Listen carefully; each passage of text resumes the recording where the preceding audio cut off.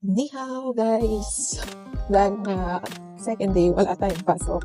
So medyo mahaba yung tulog ko kagabi. So galala muna tayo dito. Bibili ako ng boiled peanut. So hindi ko alam kung may tinda siya or bukas ngayon. So try lang natin. Kung mapapansin nyo guys, medyo mainit yung panahon pero ang lamig. Winter vibes dito sa Taiwan. It's 2 p.m. na, pero mainit. Pero malamig yung pakiramdam. So kaya hindi ako nag-invite. Gusto ko rin maglakad-lakad. Kasi matagal na tayo hindi nakakapag-lakad. So mamaya na lang ako matutulog.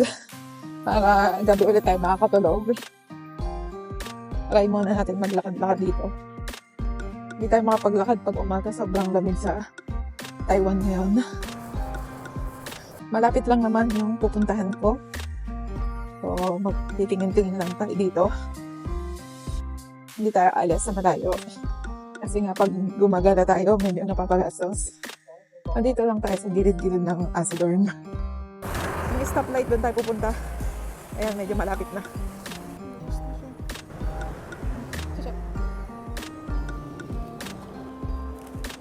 So, nakabili na tayo, guys.